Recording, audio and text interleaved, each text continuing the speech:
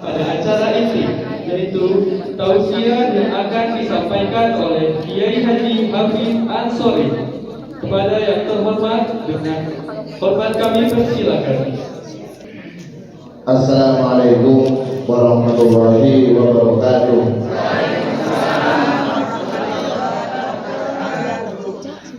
Alhamdulillahilladzi amarna bisilatil arham ba'dama farradallahu asyam. Allahumma salli wa sallim ala sayyidina wa maulana Muhammadin sallallahu alaihi wasallam wa ala alihi wa ashabihi al-a'lam. Salatan wa salaman daimaini ma damatil layali wal ayyam. Amma ba'du, hadratul mukarram, para kiai, para ustaz, para masyayikh, para tokoh masyarakat, khusus ketua DKM Masjid Al-Muhajirin Akhina Al-Kiram Ustaz Bapak Sibro Malisi, dan seluruh jajaran kepengurusan Masjid Al-Muhajirin, Ketua RT RW serta ibu-ibu majelis taklim yang mudah-mudahan semuanya diberikan rahmat, sehat, selamat oleh Allah. amin ya rabbal. Alhamdulillah, para ibu, para bapak, kita panjatkan puji dan syukur kepada Allah Subhanahu wa taala atas limpahan rahmat karunia dan nikmat, serta tetap mensanjungkan sholawat dan salam terhadap baginda Nabi besar kita Nabi Muhammad Sallallahu alaihi wasallam, dan juga terhadap keluarga sahabat kita sekalian. Alhamdulillah, kita semua berada di tempat yang sangat mulia setelah kita beraktivitas dalam kehidupan, aktivitas masing-masing sing mudik. Alhamdulillah, mudik semua Enggak. lancar. Gimana kabar keluarga di kampung, Bu? Sawah masih sawah.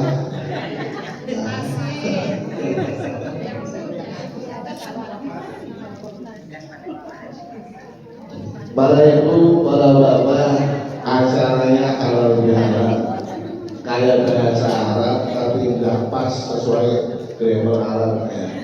Bahasa Indonesia juga bukan. Jadi bahasa halal bihalal ini bukan bahasa Indonesia, gak benar juga dalam bahasa Arab. Walaupun suku katanya diambil dari bahasa Arab, ketika dikomparasikan dengan kata secara grammar tidak pas untuk berbahasa Arab. Harusnya halal bil halal. Halal di halal ini tidak pas secara grammar Arab, tapi memang bukan bahasa Arab. Jadi jangan dikira halal di halal itu bahasa Arab, bukan bahasa Arab. Dia model bahasa Arab dijadikan bahasa Indonesia. Sedikit mengupas tentang istilah halal bihalal. Halal bihalal itu yang memprakarsai dulu terjadi pada tahun 52. Di saat konflik politik Indonesia, tokoh-tokoh bangsa bodoh pecah belah. Jadi usia Indonesia masih muda, biasanya seperti itu. Waktu kerja kompak, bagi berkat rebutan. Biasanya begitu. Masak-masak kompak, pas bagi-bagi biasanya konflik. Indonesia ketika berjuang mengusir penjajah luar biasa kompak. Ketika merdeka terjadi konflik kepentingan. Jadi antar tokoh terjadi gesekan, kurang harmoni, kurang kompak, kurang bagus. Nah ini di sama oleh Mbah Hasyim Asy'ari, kondisi seperti ini tidak bagus, maka perintahkan Nabi Muhammad Rasulullah untuk berkomunikasi terhadap tokoh-tokoh bangsa agar melaksanakan silaturahmi nasional. Kemasan acaranya dibikin acara halal. Jadi tidak ada di negara lain, karena memang yang mengajarkan orang Indonesia. Tidak ada di negara lain halal bihalal itu. Intinya maaf-maafan, akul-akulan, dan kembali ke nol. Di antara saya sama Pak RT pasti ada salah. Gak usah diungkit-ungkit salahnya. Ayo rembuk lagi, ayo kumpul lagi, ayo kompak lagi. Itu motifnya. Motif Kiai Haji Wahab Hasbullah Al-Jobani yang mendorong juga terjadinya Sumpah Pemuda yang diamanatkan terhadap Bung Tomo. Itu Kiai Haji Wahab Hasbullah. Jadi yang memprakarsai acara halal bihalal itu adalah negara Indonesia. Di negara lain tidak ada halal bihalal. Jadi halal bihalal itu bukan ibadah, nggak bisa disebut dengan bid'ah, apalagi khurafat. Ya acara temu nasional mengakurkan antar kita sesama manusia. Lah kalau dicari dalilnya yang kayak gini tetap sesuatu yang baik. Karena kita tidak dianjurkan untuk bermusuhan. Wa ta'awanu 'alal birri wa la ta'awanu 'alal ismi wal udwan. Kita harus mensupport siapapun yang memberikan sesuatu hal yang baik, dan kita tidak boleh menciptakan sebuah kondisi yang kondisi tersebut saling memberikan potensi terhadap perpecahan, apalagi permusuhan. Ini dari dasar halal bihalal. Bagus apa enggak? Diperintahkan. Kompak itu loh diperintahkan. Jadi kalau kita tarik terus ya ini acara baik. Apalagi kalau kita tarik lagi terhadap nilai budaya. Indonesia ini pada ibu berkembang Islamnya tidak dengan perang, tetapi dengan kultur. Dan kultur itu sampai sekarang diakui kita, lebaran yang TV simbolik umat. Benar? Bu, doyan umat. Pasnya sama apa umat? Opor, ya, sate, ya. Sekarang umat udah. Wah, siapin dulu mana sih? Akhirnya udah umatnya. Lebaran simbolnya sampai di TV itu Pak. Maka kalau orang Indonesia yang sok modern menghindari, tidak mengakui tentang kultur apa yang sudah dikembangkan oleh pendahulu, jangan pakai simbol upat. Dan lebaran simbol upat itu cuma ada di Indonesia. Halo. Ulama-ulama dulu Bapak Ibu, cara dakwah itu tidak dengan dalil, karena memang masyarakatnya masih kurang, ya, kitab tidak banyak, ya, diajari ngaji langsung durung pas, apalagi didalili. Sebab bedanya orang dulu nurutan, kalau orang sekarang bantahan. Pengen dalil, dalilnya bintang. Ya. Di Cilegon, kalau puasa separuh, biasanya apa? Ngupak. Di sini ngupak. Nah, ngupak. Itu alat Cilegon. Alat Cilegon itu kalau puasa dapat separuh ngupak. Bikin ngupak bintang, tapi doyan buat ini. Dikirimi ya juga. Ya orang masalah itu bukan ibadah. Itu bukan ibadah, bikin umat itu nggak ibadah, tapi tetap ada muatan filosofi dan pendidikan. Kupat itu kalau mau ngecek kupat apa dikupas kulitnya?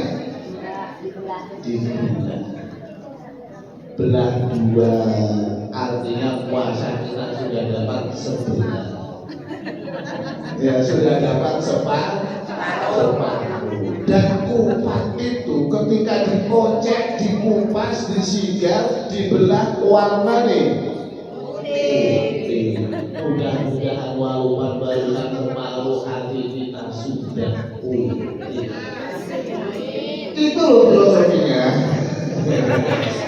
Dengan ibadah puasa, di mana Rasulullah SAW mensoma Ramadan, siapa yang melaksanakan ibadah puasa Ramadan dasarnya iman melaksanakan perintah Allah, ihtisaban dan orientasinya tidak memiliki niat apapun kecuali mengharap ridha Allah. Tidak ada tendensi apa-apa.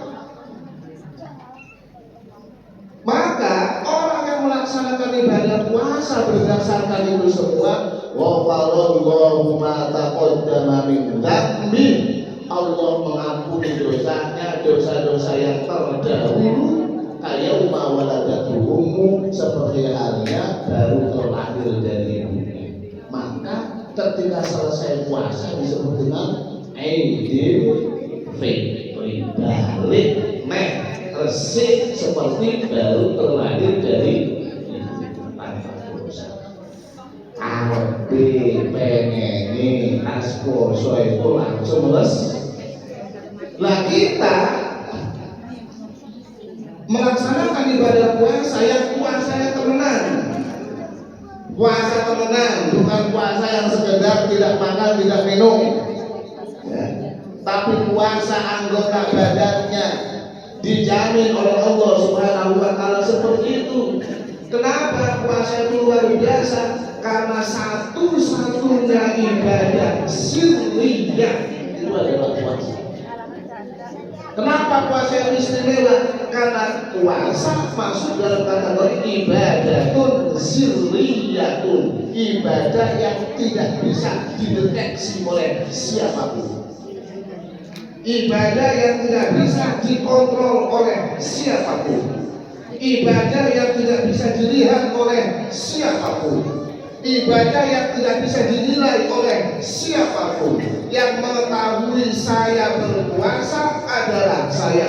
Yang mengetahui bagus dan tidaknya saya berpuasa adalah saya.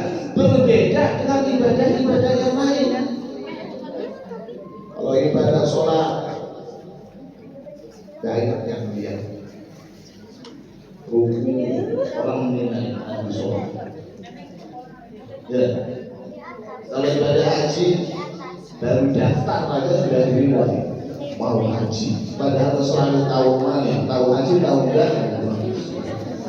Ya, Bu, udah daftar? Udah daftar? Pengen haji? Udah daftar? Alhamdulillah. Yakin berangkat? Ya. Saya itu murid itu. Saya itu murid sebidang spesialis. Ibadah yang lain terdeteksi. Sedekah kita melihat memberi kelihatan banget itu sudah. Tapi puasa nggak bisa diekspresikan dan tidak bisa dinilai oleh siapapun. Ada yang pengen lihat puasa udah biar orang pun saya hebat. Mamanya kalian pengen kelihatan puasa loyo lemes biar kelihatan puasa. Enggak ada yang tahu orang itu berpuasa atau tidak. Tidak ada yang tahu. Yang tahu adalah kita sendiri. Maka ini yang disebutkan ibadah yang sangat istimewa. Ibadah sirriyah sama ibadah jahriyah dan bedanya kritil dan diri. Karena masuk ibadah qalbi. Makanya Rasulullah SAW dalam hadis qudsi, wa ana adisihi, saya sendiri kata Allah Subhanahu wa taala yang mengkomparasi berapa nilai puasa seseorang tersebut. Allah tidak menjelaskan, Rasulullah tidak menjelaskan pahala yang puasa karena itu langsung dalam pantauan pusat. Itu ibadah sih. Yang kedua, ibadah puasa itu adalah ibadah istimewa karena dipanggil oleh Allah Subhanahu wa taala dengan panggilan kemuliaan. Ya ayyuhalladzina amanu kutiba alaikumus syiyam. Dipanggil oleh Allah, wahai orang yang beriman. Sing dipanggil adalah orang-orang mulia, orang yang beriman. Yang tidak beriman dipanggil oleh Allah. Makanya kalau tetangga ibu ada yang tidak puasa, nggak usah repot. Mungkin dia tidak beriman. Ya, itu secara panggilan istimewa. Secara fikih ada aturannya. Wong puasa itu kalau sudah balik, ya, Islam balik berakal aku kuat. Syarat wajibnya puasa itu Islam balik berakal kuat. Ibu-ibu ada tetangganya nggak puasa, kamu mungkin saja dia belum balik.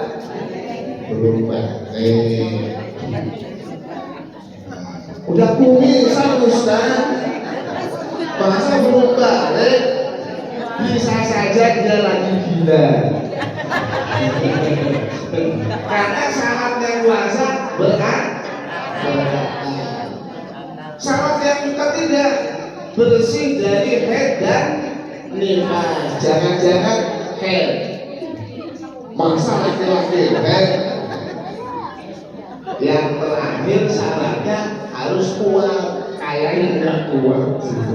Nah, kuat ini tidak berdasarkan pribadi. Kuat ini berdasarkan fakta, kondisi dan kalau secara pribadi semua orang nggak ada yang kuat. Saya aja nggak kuat, harus tahan haus sehari, nggak makan sehari itu. Tetapi secara kondisi tubuh kuat. Arti kuat itu dalam kajian kondisi tubuh bukan berdasarkan kemauan dan keinginan. Kalau berdasarkan keinginan nggak ada yang kuat. Kita berapa perokok, bangun tidur nggak mau pindah perokok nggak kuat. Walaupun nggak sarapan, tapi kalau nggak ngerokok, yang suka ngerokok nggak kuat. Nah itu panggilan utama. Saya logikakan. Di depan rumah ibu-ibu ada orang lewat pedagang batagor. Apalagi bu, sukanya jajanan apa? Siomay. Apalagi? Bakso. Ada 3 pedagang lewat, bakso lewat, pedagang batagor lewat, pedagang siomay lewat. Ibu-ibu manggil, "Mak, bakso." Kira-kira tukang bakso berhenti nggak? Tukang siomay? Karena tidak dipanggil, ya, karena tidak dipanggil, yang dipanggil tukang bakso. Maka berhenti tukang bakso karena dipanggil. Lah kalau seumpamanya tukang bakso dipanggil, padahal dia lagi jualan bakso, dipanggil "Mas, bakso." Jojong bae mlaku be. Iku dagang bakso apa jenenge? Udah.